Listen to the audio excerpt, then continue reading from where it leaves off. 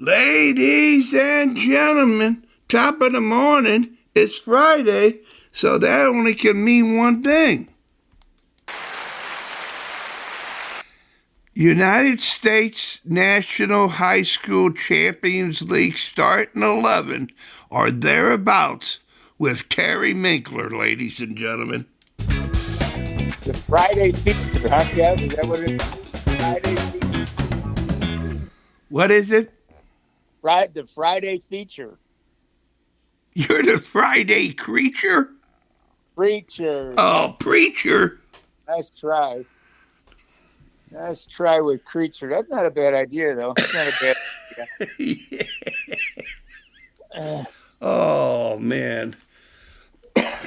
Well, hey, all I know is this. Coming around Wednesday, I start thinking about you and saying, hey, man, what is old Terry going to have out Friday? Mm.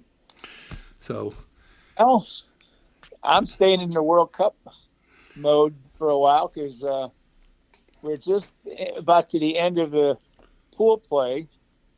We finished that on Saturday. And then Sunday, right away, we start the knockout rounds. And that's where it gets serious because it's win or go home. There's no extra game to make up the difference. You don't get a second chance to make it right. So, yeah, we're well into the early phase of this tournament. And we've got 48 teams started. After Saturday, we'll be down to 32. And 16 teams will be going home. And of those 48 teams that started, some of the new teams that made up the difference, the extra 16, some of those are going to stay around for a little while. wow. Which is really interesting and glad that they are because they've all brought something a little different. You know, some of them had to really fight like crazy to stay alive. They did. But the interesting thing was they all brought with them their supporting group and their culture, and that really made it a positive impact in the overall experience of having the tournament here on our grounds, on this U.S. soil. So that was really great. So that's where we're at. Point number one, we are now moving into the round of 32, and that'll start moving pretty quickly because from 32 we get to 16, 16 we get to 8, 8 to 4, 4 to 2, and then we get a winner. So it'll move a little bit quicker now because we don't have the extra games to play in the pool as we had so far. So that's point number one. Point number two is I did a little research into each country participating in terms of their population and the transfer value of their starting lineups, their team's value. And what I found was interesting, and this kind of relates to our high school situation. And our buddy Dave Ehrenberg is always kind of preaching about it's not necessarily the population of the school, it's the quality of the team that represents the school. And in this tournament of the 48 teams, we have the U.S. with the most population of all the teams, 342 million people, all the way down to our friends at Curacao with 150,000 people in their country. And Curacao didn't advance, but they did manage to get a point, which for them would be a major accomplishment. You know, like to be the tiniest little minnow in the biggest body of water. They survived enough to get a point, so good for them. And the other comparison is the financial value, the money component. And the money component is really interesting because money equates to value. And the money allotted is based on the ability and quality of what the players can produce. So, in other words, the higher the market value, the more in demand those players would be, and the more you'd have to pay for them because of that. France leads the pack with a total value of $860 million in their starting lineup. Now, what does that mean? Well, it goes all the way down to the 12th team. There's 12 pools. Each pool has a number one team, and number one team in the 12th spot is Mexico. And Mexico has a value of a population of 53 million versus the U.S. of 342. And I'm sorry, that's not right. That's not right. Excuse me. Let's go back to the dollar value. France has a value of $860 million value. Mexico has 92. What a discrepancy that is, right? Of all the won their pools, there are two of them, France and Spain, that are over 800 million. England is over 750. Germany is 6 and 11. And then there's three of them in the 500 range. And then the U.S. is at 218. We're the bottom four teams. And then it goes down to Mexico at 92.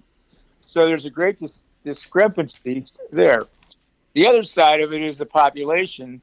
And the top 12 teams in terms of population, there are only 5 of the teams that are in the other side of the column with the financial aspect. Only 5 of those teams with the high value are in the population. So that means that the population of 7 of the teams is less than the value of some of the teams in the other side of the bracket. So you've got populations in Japan, Congo, Egypt, Iran, Turkey, South Africa, and Colombia that aren't in the column with the high financial value. So I'm not sure what that means, but of those teams, let's take a look here. Of those teams, Colombia is in a position to advance. England's going to advance. South Africa, France, Egypt's going to advance. Congo's in a position to. Japan, Mexico, Brazil, USA. I believe that's about 10 of the 12 teams in that column that are going to advance, and that's based on population. So that's kind of interesting. It's kind of interesting. In the financial column, those 12 that have the more money also have more of the better players. So all 12 of those will advance. So you got money talks. Population is interesting and important, but you can't beat the money because money represents the value. And the third point are that this has been it's been a tournament with the most goals scored so far. I think at this point in the tournament, more goals scored than any other tournament that we've had. And, we have our boy Messi from Argentina, who has led his team. Argentina as a team has scored 5 goals, and Messi has scored all 5 of those. So he has represented his country quite well. And, we know that Messi just turned 39 a day or so ago, a couple of days ago. So, he's got a lot of age and experience on his side, but he's also got 5 goals in the bank, which is important. And then behind him, we got a few guys with 4 goals already. The Brazilian Vinny Jr., the French guy Mbappe, and then the Norwegian Harlan. So we got natural strikers there. Ronaldo got off the snide the other day. He got 2 goals to get himself back into the conversation. So we got a nice mix. We got Ronaldo and Messi, the older guys, more experienced guys, and then you've got the new guys, Harlan and Vinny Jr. and Mbappe, the younger guys, that are also contributing and making their way in the present, but also putting their names in the watch column for the future as well. The next point I have has to do with best performances of the tournament so far. And one of the best performances that I thought was the England-Ghana game, because that was a game that I think most people would have picked England without any hesitation, and probably picked them, to win comfortably. But Ghana had other ideas, and it was a classic case game of different kinds of playing styles, contrasting playing styles. Ghana knew that they could provide a lot of energy and put a lot of pressure on the ball and do their very, very best to disrupt England and their game plan and their natural flow. And England likes to play, an up-tempo game. They've got a lot of skilled, valued players, and they were a little bit off their game because Ghana forced them maybe a little bit out of their rhythm. And that's a very fragile concept in the game is to establish or disrupt the rhythm of the play. And at the end of that game, in the very last dying minutes of the game, just to give an example of how that pressure can pay off. England, through Harry Kane, their leading scorer, had an opportunity to score off of a rebound, basically into a pretty open net. And he was in a position where more often than not he would have scored it, but he put it about in the 23rd row or something. He got under the ball and wasn't in good body position and sent it off into the orbit. And I think that was a culmination of just being the whole game, the pressure that Ghana applied throughout the game, changing the rhythm, causing them to be a little bit hurried. Like I said, under normal conditions, I'm pretty sure he would have done much better than what he did on that occasion. Another good performance, first half for the USA against Paraguay. Might have been as good a first half as the USA has ever played. They were definitely on their game and on their front foot. They got into that game and made a difference. The Netherlands versus Sweden, same way. That was an impressive first half from the Netherlands, where they were all about the game. They were into their smooth, quick passing game. Germany got 7 goals against Curacao early in the tournament. That's the most goals anybody scored so far. That was impressive. Argentina and France have shown their value. They both had outstanding games where they dominated the game more so than what the scoreline reflected. But they were both had outstanding games. Brazil, a little bit sluggish in the first game, but came back in the second game against Scotland and played a pretty typical Brazilian game. Spain starts off with a draw to Cabo Verde, which was, how do you figure that one out? And then they got into their game and won their second game pretty convincingly. Now, Spain has to play Uruguay in their final pool game, and France has to play Norway. Both of those games are going to set up to be pretty intense kind of games. They're going to be very interesting games that are going to be played to the end. And we just finished up last night with Germany and Ecuador. Ecuador is one of the few teams, a handful of teams that have pretty much underperformed so far in the tournament. They were on the verge of going out of the tournament with no points, and they needed to come up big against Germany. And they got behind early on a disputed goal, and they were able to draw level before the first half, and then came up with a winner late in the game.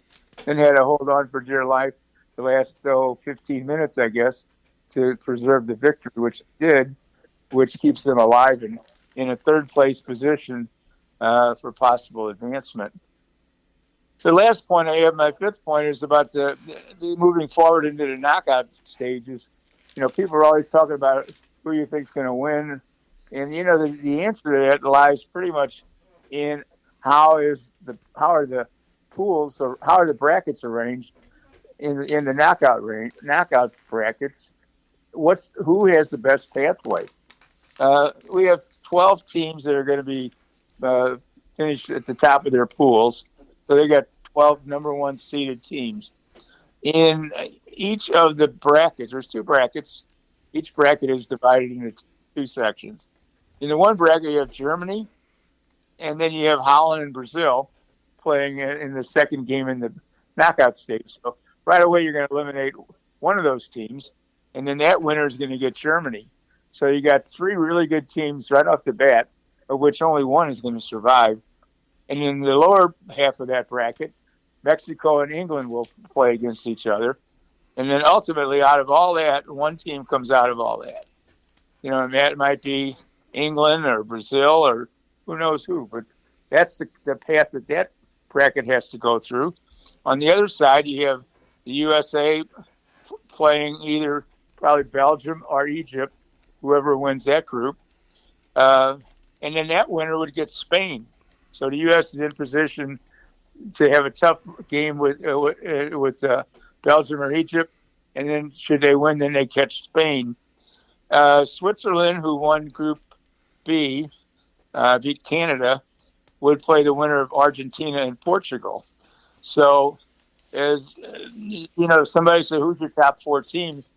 Unless you see the bracket, you don't get a clear picture, because you might be putting some of the teams in your top four that are going to be playing each other prior to that, and there's going to be an elimination because of the way the bracket's set up. So, Kev, those are my 5 points about the World Cup. We got the 32 teams continuing, 16 going home. We look at the population and the value, and to see what we get out of that. We talked a little bit about the leading scorers, best team performances, and then the knockout games coming up, what we can expect. So that's my report today on the World Cup on my Friday feature. Wow. Well, I got to ask you, man, what a matchup. Argentina and Portugal. Messi and CR7. How about that? Somebody's got to go home, man. Yeah, and that's earlier in the knockouts. It's not the last round. That's earlier. Yeah. Wow, man.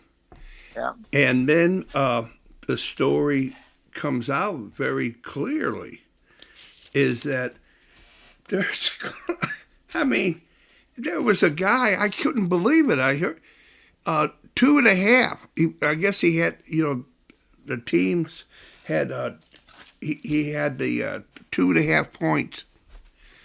Everybody's betting. Jeez. I hope they don't go down and start betting on high school games, for God's sakes. But here it is with the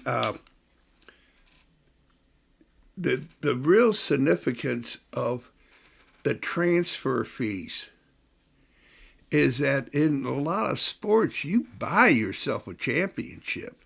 Yeah, for sure. But absolutely, this one, I told you the numbers.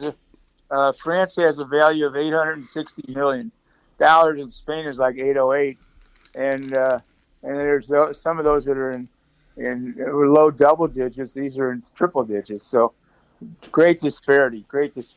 Yeah, but that's their transfer fees are for their clubs in outside, the Champions League and everything. But come the World Cup, you got to have some kind of connection, parent bloodline. Yeah, right. Yeah, and so that wow, man, and all it is that I know what it was. Because I wrote it down, baby. That's how you remember things. Is that you have all this Harry Kane.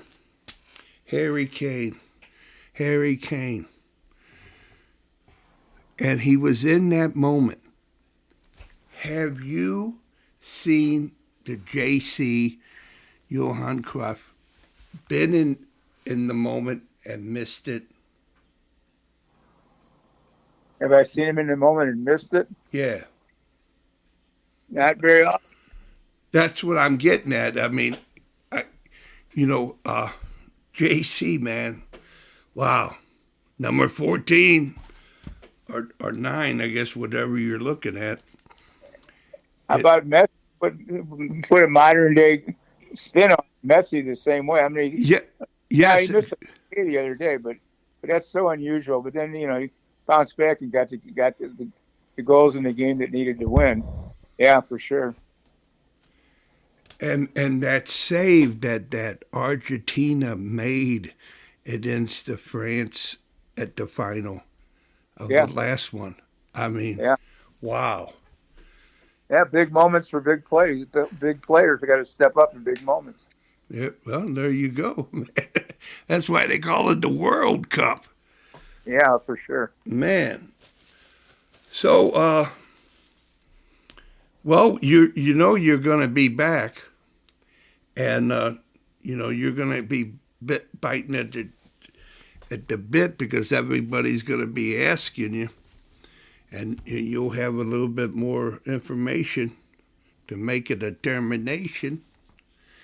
But you would always say, I correct me if I'm wrong, that it's the game that it's one game and anything can happen. The ball bounces in funny ways sometimes. That's for sure. Yeah, yeah. You can't predict the way the ball's going to bounce. Woo!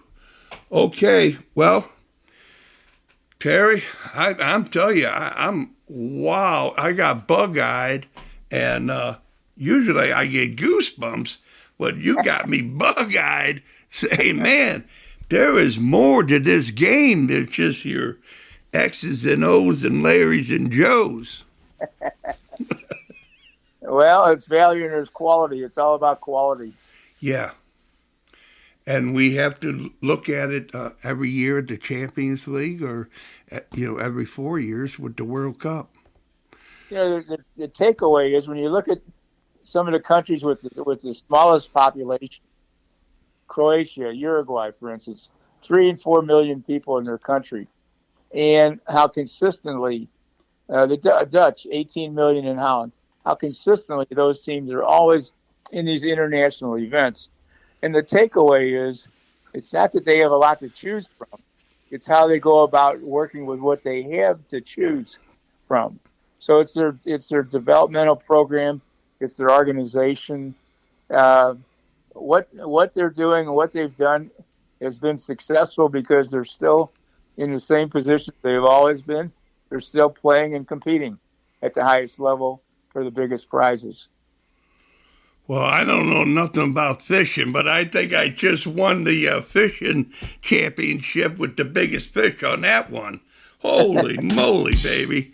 Yeah, all right then. So without further ado, we're going to close it up, and you've been listening to the United States National High School Champions League starting 11 or thereabouts with Terry Michler and Kevin Whalen. So long, Terry. Thanks, buddy. Take care. All right.